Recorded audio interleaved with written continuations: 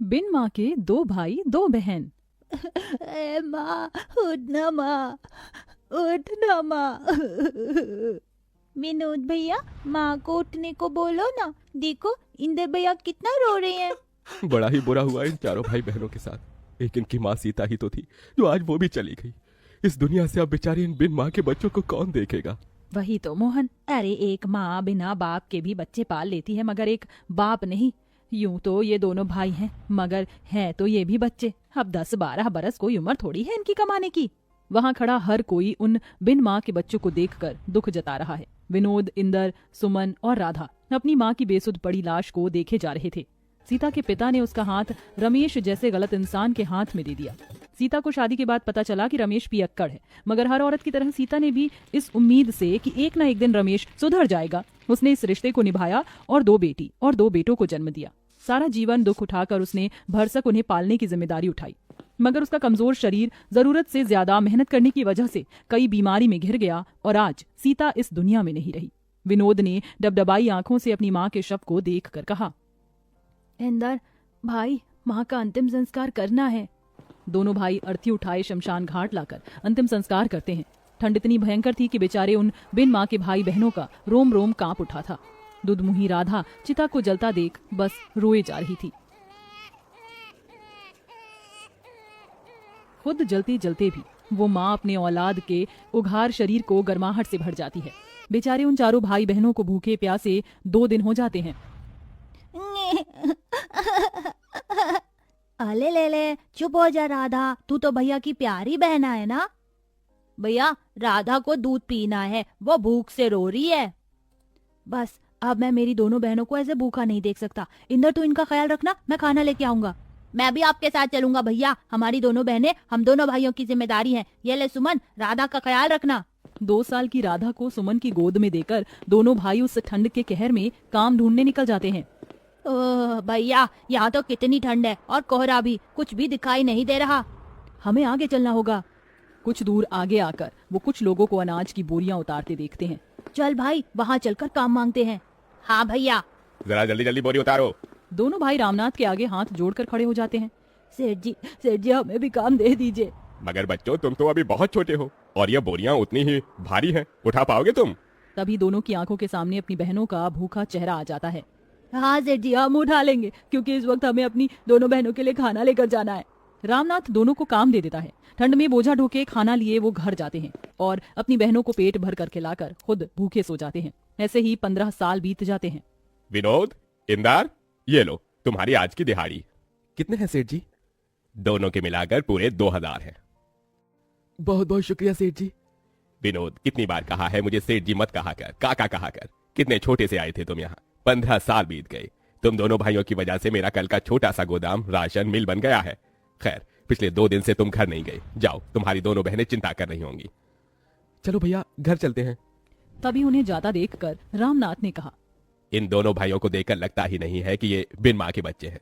खुद पर दुख उठाकर अपनी दोनों बहनों को पढ़ाया लिखाया। ईश्वर ऐसा भाई और ऐसी औलाद हर माँ को दे। राधा, सुमन, कहाँ हो हमारी प्यारी बहनों?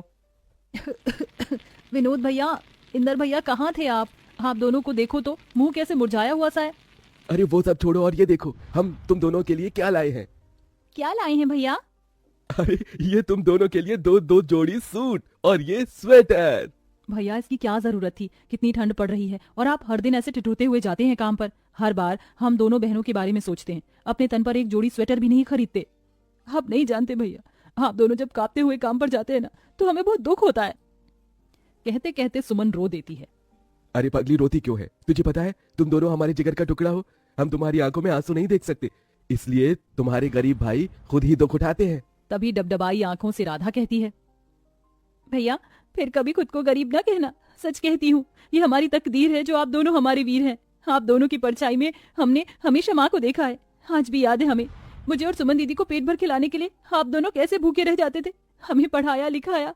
भैया, अब आप दोनों शादी कर लीजिए। नहीं सुमन, जब तक तुम दोनों का घर नहीं बस जाता तब तक हम भाई शादी नहीं करेंगे। तभी दारू के नशे में धुत रमेश घर में घुसा। विनोद, चल मुझे पैसे दे, मुझे दारू पीना है। शर्म नहीं आती आपको? आपकी इसी दारू की आदत की वजह से हमारी माँ दुनिया से चली गई और हम बिन माँ के हो गए। चले जाओ यहाँ से। ऐसे ही दिन बीतते गए और दोनों भाई राधा और सुमन के लिए रिश्ते देखने लगे। फिर एक दिन बड़ी सी गाड़ी उन बिन माँ के गरीब भाई बहन के द्वार पर आई। आइए वसुंधरा जी, मुझ गरीब भाई की कुटिया में आपका स्वागत है। इंदर, जाकर राधा और सुमन को ले आ। वसुंधरा दोनों की सादगी देखकर उन्हें पसंद कर लेती है। विनोद, मुझे तुम्हारी बहनें पसंद है। तुम बस शादी की तैयारी करो, मैं जल्दी अपने बेटों की बारात लेकर आऊंगी।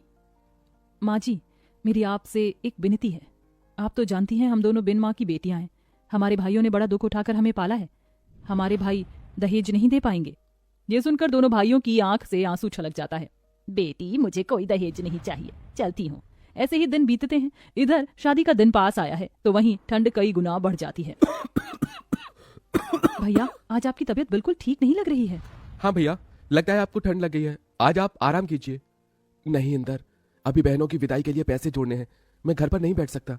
ये कहकर उतनी ठंड में भी विनोद काम पर चल देता है। अब वह दिन भर बोरी ढोते और फिर बचे वक्त में जूते साफ करते तो कभी मलबा ढोते।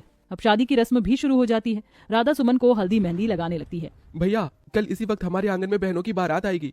ये हम दोनों भाइयों का कितना बड़ा भाग्य है ना भैया, जो अपनी बहनों का कन्यादान हम करेंगे। हाँ इंदर।